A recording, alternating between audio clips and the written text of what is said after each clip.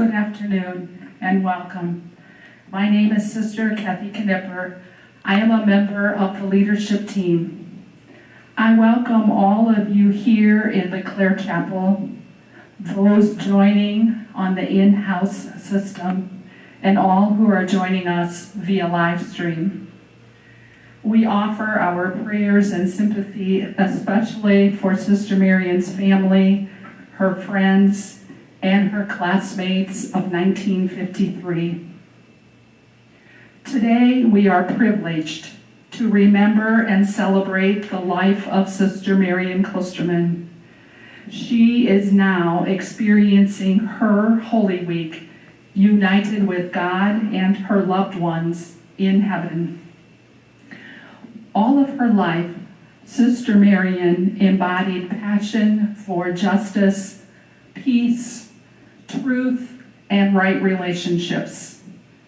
These gospel values were augmented by her gentleness, listening heart, and tender spirit. Let us begin our prayer today by singing "Lead Me, Lord," which is in the missal that you found on your chair, number 739. Lead me, Lord, 739, and we will sing all three verses, number 739.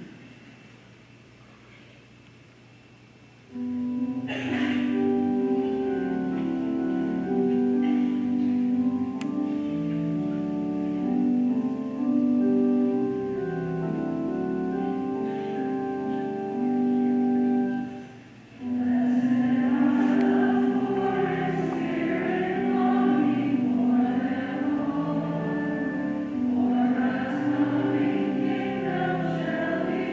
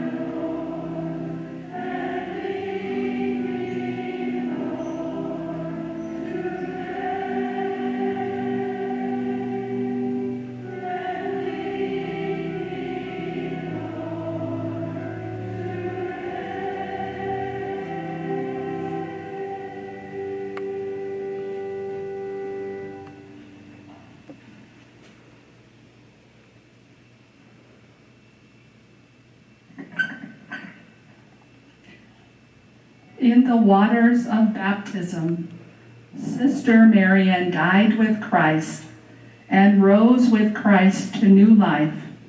May she now share with Christ eternal glory.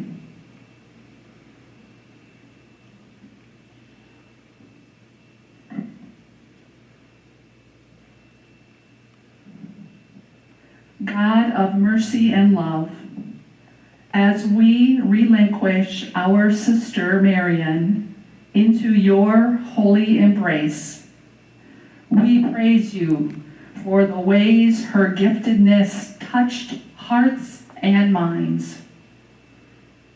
We praise you for her faithfulness to the promises she made and for her desire to follow faithfully in the footsteps of St. Francis, St. Clare, and Mother Xavier. We thank you for her family, her Franciscan sisters, her friends and caregivers who walked with her through the joys and challenges of life. We pray this in Jesus' name. Amen.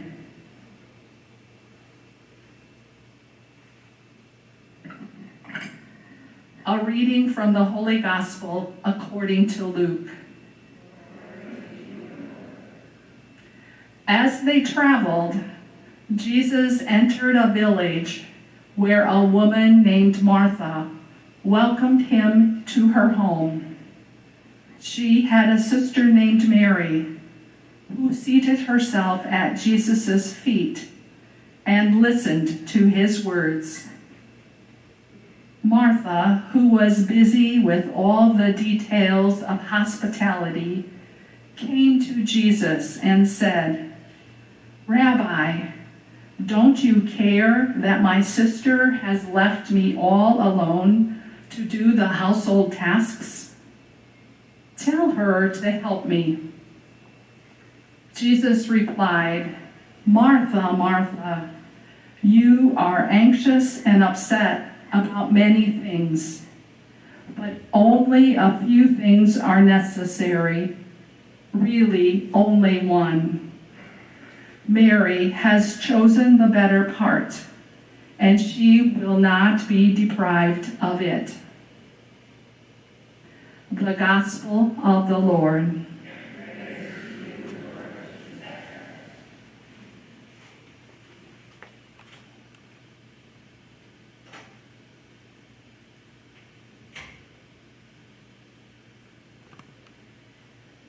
My name is Michelle Waters, and I'm a member of the pastoral care team. In Sister Marian, we can see characteristics of both Martha and Mary. She was a woman who acted by promoting peace and justice with her life, and she embodied a listening heart and gentle spirit. Sister Marian once wrote an article in which she stated, "Believe me, when I say my life has been anything but boring."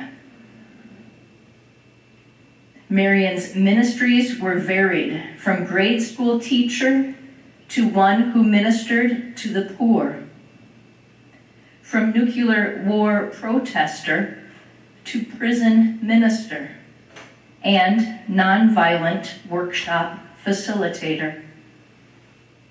Marian lived all this with conviction and passion. Sister Marian believed that each one of us is on a journey to become an instrument of peace in this world. While she was educating in the prisons and promoting nonviolent skills, Marian witnessed a conversion in some of the participants. She also realized that in the process, she too was being transformed.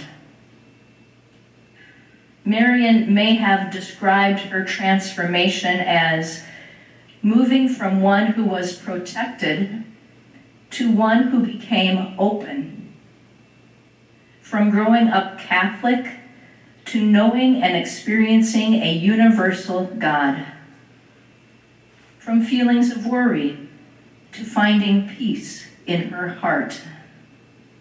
And all the while, she lived and served and loved the God who called her again and again to growth and newness. Now, Marian's transformation is complete. Today, we who have known Marian remember and honor her life. Let us take time now to share our memories and stories of our life with Marian. If you have a memory you would like to share, please raise your hand and a microphone will be brought to you. Please stand if you are able and state your name before sharing your memory.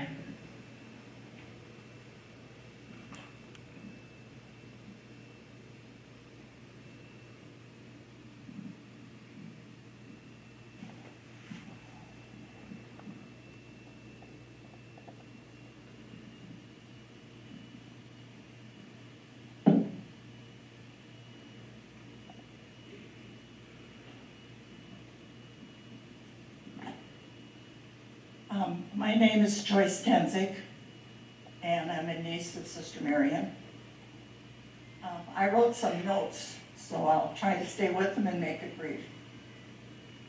Sister Marian was a happy and proud aunt of 54 nieces and nephews. And I think she had a special relationship with each one of us.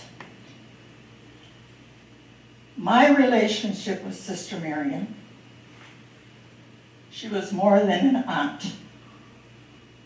She was my older sister, my confidant, and one of my very best friends. We talked often about her growing up on the farm, coming from a large Catholic family, being just one of that family, me being the oldest and her being the youngest. We talked about our struggles and our successes. Marian had strong feelings about some world issues, social justice, the environment, and the damage that was happening to farmlands. For some reason, that was when she talked to me about. She was proud of her prison ministry. We didn't always talk serious things, though. She was a Chicago Bulls basketball fan. And I never could quite understand that, but she would watch the games whenever she can. I'm a sports fan, but she knew more about the Bulls than I did. She admitted that in the last year or two, she had kind of lost touch. Some of their good players had left.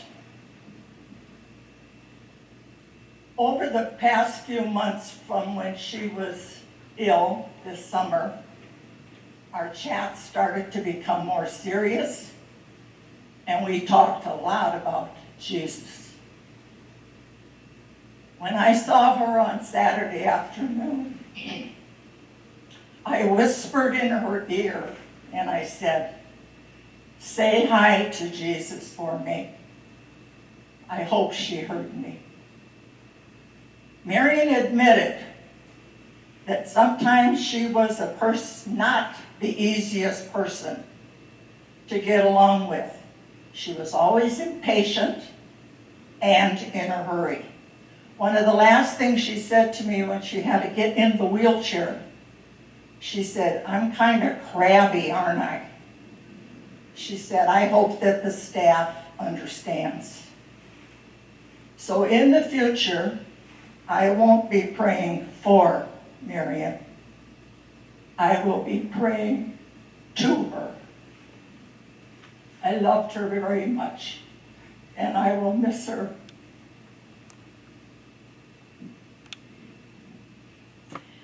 I'm Marilyn Dini. I'm another one of Sister's nieces. It was like a memory that I have. 4 weeks ago I was here, and you know, Sister Marian zipping along with her walker. She was so happy to be out of that wheelchair, and so she was zipping along as she always did, and like her other sisters did, like my mom. But anyway, so I came to visit her, and we were sitting up in her room, and she said, "Could I ask you for a favor?" And I said, "Sure. What would you like me to do?" And she said, "Well, you know, I'm going to be having my Jubilee here in a couple months." And she said, "I have a jacket I have, and I'm going to wear black pants with that jacket, and I need a top to wear underneath it." So she knows that I volunteer at the Discovery Shop, and I can get things pretty cheap. So she said, "Would you mind finding a top for me to wear underneath that jacket?" And I said, "Sure, I'll be glad to do that." So she handed me the jacket, and I took it, and so we went downstairs, and she said, "Oh, I have another idea. Why don't we run over to the sweet shop?"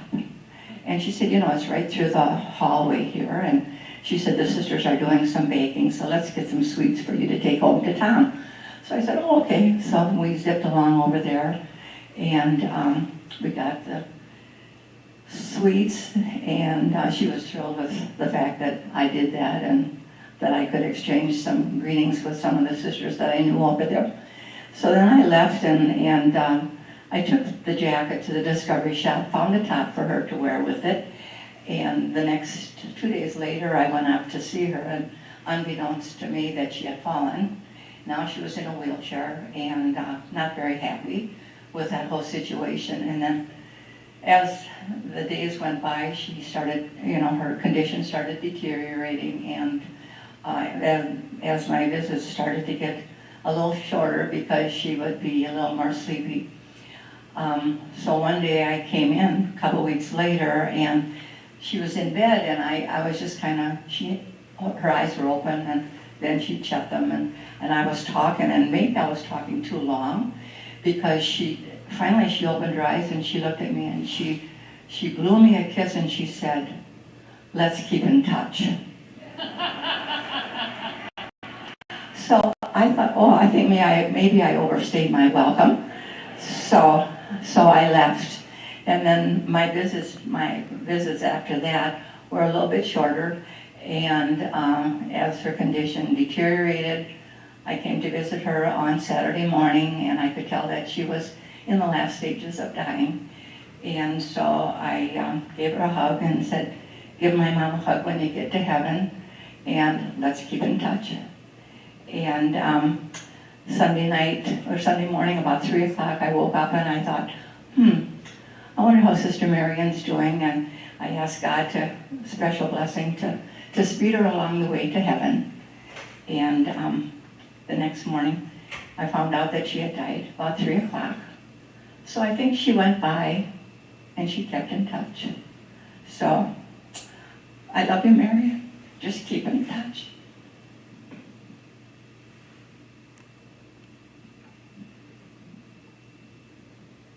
Hi, my name is Mary Moore Salem, and I'm going to sit down, but you can all look and see my face. But I'll sit down. I have a couple of things to say. One, the first thing, just to help me get through this, I have words from a good friend of Marian's from Omaha who could not be here because she has pretty severe Parkinson's, but I'd like to read what she wrote. And she says, "Thanks for letting me know about our friend's passing. She has been preparing for some time for this passage into the arms of Christ. Embracing her are so many people that she loved and served. Her family, her Franciscan sisters, her many friends who have already passed, including the people she shared her gifts with, like prisoners, the elderly, kids, pastors, Tai Chi students. The list goes on and on. There's going to be some great celebration. She brought joy, light, music, and compassion to so many. I will miss her. I became friends with her when we both worked together at St. Bernard's. We were spiritual companions, supporting one another through the trials of working for the church. We schemed together to get the parish more educated, open, and involved. We created programs, worked on liturgy stuff, adult education, parish council, century prayer group. It was Marian who really got our dream group off the ground. And her dream group is celebrated here to my right. She was the kind of person who lived, in fact, what she taught and believed. She didn't see herself as being very important or influential, but you couldn't know her without feeling called to be a better person. Marian could be serious and totally focused on doing the just and right thing. She could be funny and goofy and a blast to be with. I'm going to share a couple of things from my life with her. I met Marian because we both found out about the possibility of working on the Colorado Trail. And this was about 40 years ago. And so we traveled to Colorado together. And the first night, we had worked for at least 5-6 hours of pretty heavy duty work. And she told me later that she wanted to call an ambulance because she hurt so bad. And instead of doing that, she did fall asleep, and we were all in separate tents. And the next morning, people were saying, "Who was that snoring?" And of course, I knew because Marian and I had already camped together for a few days. It was her. She sounded like a bear. But that was after a lot of hard work.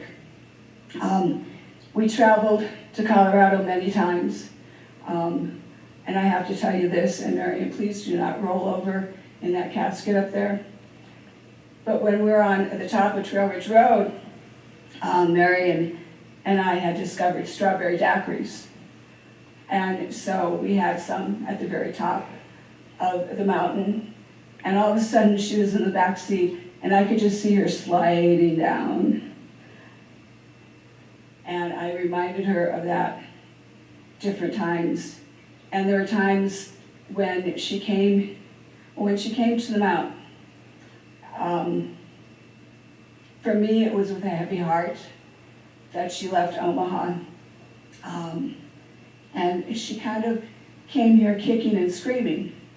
She wasn't quite sure she wanted to be here. But the more she was here, and the more I saw her being here, the joy and the life that you of her family and friends gave her was tremendous, absolutely tremendous. And that 90th birthday, I talked to her shortly afterwards, and she said she had never, ever felt so much love. And it was just a pure, pure blessing. I brought strawberry daiquiris for her to have on that day if she wanted, but I think she passed them on to somebody else.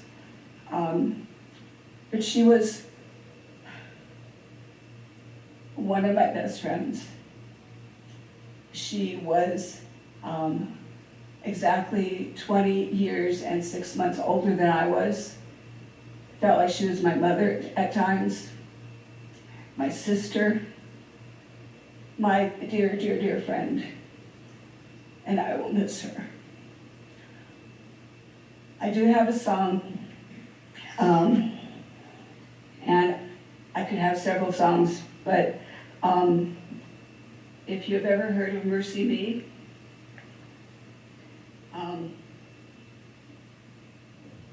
they sing the song of what it must be like to be in heaven. So if I can pull this up real quick. It's entitled, I Can Only Imagine.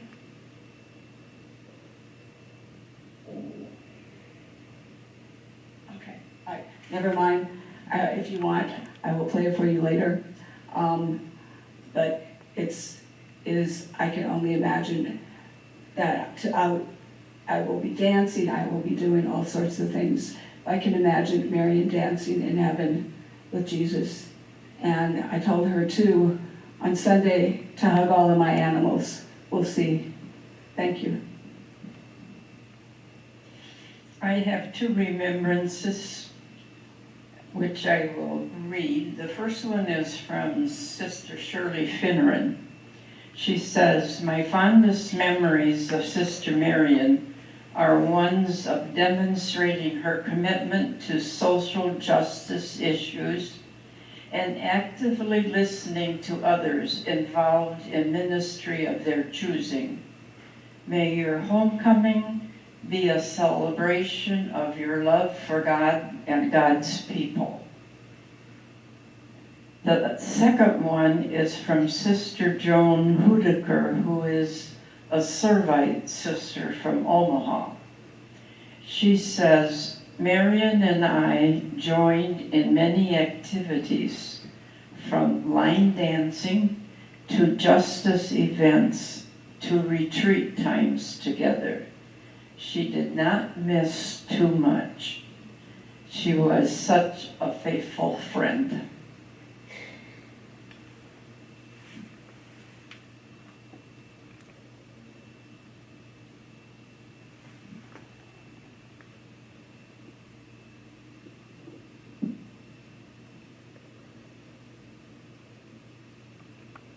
My name is Sister Caroline Bertie. I lived across from Marian for 10 years at Francis House, and we would go almost every day walking in the prairie. And like it was mentioned, she was a very intense woman, so we came across this area that was kind of muddy, and she couldn't figure out why somebody didn't fix that mud puddle right away. And then she said to me, "Do you see that pile of trees over there?" And I said, "No," because the prairie grass was about 6 feet high. She said, "Well, get on this bench and take a look at those trees." So I did, and because the trees that were there, they were cut down, and it just bothered her to see those trees there, and she couldn't figure out why. And so one day, she came bursting into my room. She was very upset about something. And she told me all about it, which right now I don't remember what it was, but she said to me, "I need a drink." And I said, "Well," I said, "I have Coca-Cola and 7-Up. She says, "I don't want that. I want a stiff drink." And so I said, "Okay, Marian." I did not offer her a daiquiri, but I did offer her something else.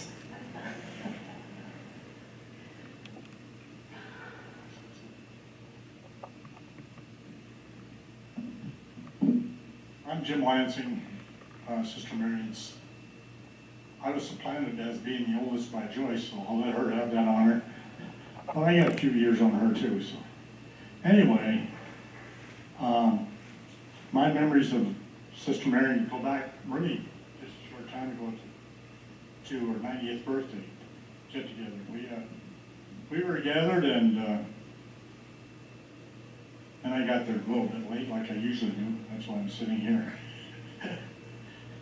But anyway, I came in, she greeted me very happily, and then all of a sudden she said, "Well, I gotta go back in the hall or someplace.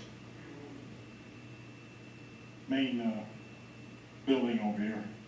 And so she went back and she had a walker and she went back there. Then 2 minutes later, here she comes running up the hall. "Where did you forget your walker? Did you forget your walker?" And she said, she realized then that she had, but she was motoring along pretty good. And I thought she wasn't supposed to be motoring on without the walker.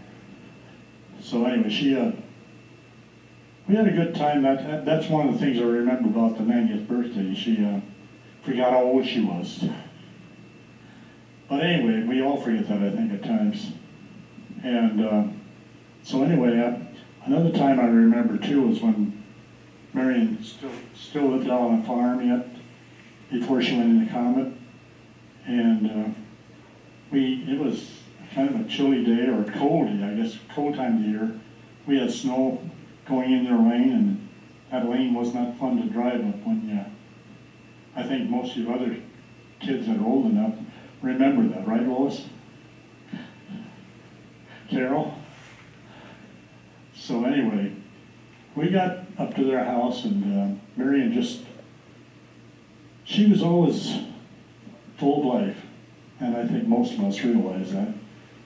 And then we got getting away from that story. They had good neighbors too at John and Catherine Klostermann's, so they took care of her too while they were farming.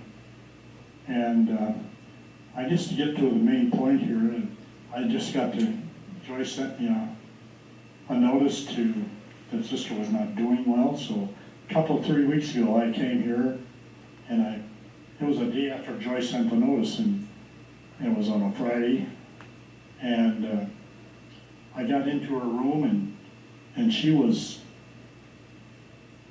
not too bad. I mean, she was obviously getting closer to the end, which we all will at times. But she had a good look on her face. But anyway, you could see she was getting closer to her end of her journey. But I enjoyed just being there with her. So about a week later, I think I came back, and I couldn't happen to notice the difference in her in 1 week. She could barely open her eyes, and I met one of her, Sister Sally. I don't know if she's here, but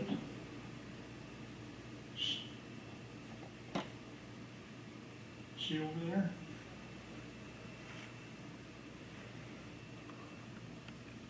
Well, anyway, Sister Sally, she was beginning her novitiate with Marian, so they had a good time. And I guess they would have celebrated their 70th year this June, and Sister Sally said, well, maybe we can make it together. And I think she realized at the time that was highly unlikely, but what I noticed about Sister Sally too is that she was a happy person, and she really liked to be with Marian, and that's why she was there that day. So anyway, she was much loved, and she was a light to us younger kids. I remember one picture Mom and Dad took. Sister Marian was holding me, and that was when I was about 3, 4 years old. So she's been an inspiration to me, that's for sure. Thank you.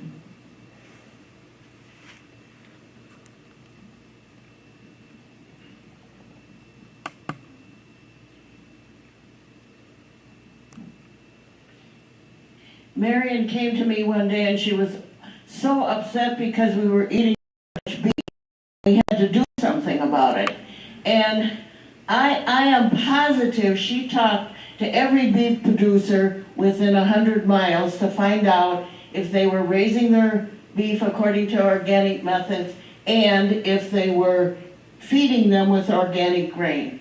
I mean, what inspires me is she acted on what she believed.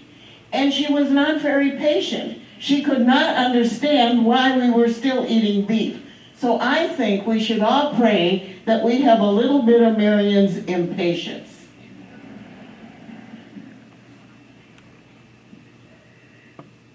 Thank you all for all that you've shared today. We will continue to honor and remember Marian and share our stories of her life in the days and weeks to come.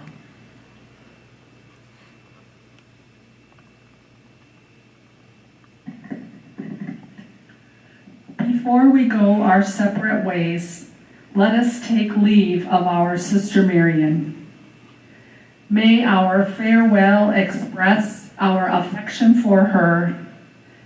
May it ease our sadness and strengthen our hope. One day, we shall joyfully greet her again, when the love of Christ, which conquers all things, destroys even death itself.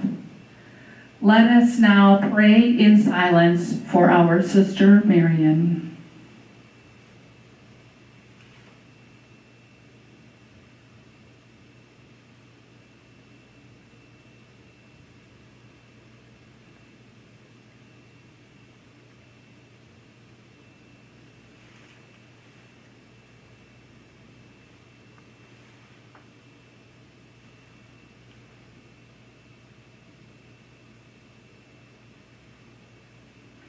I invite you to extend your hand in blessing as we sing our Franciscan blessing for Sister Marian.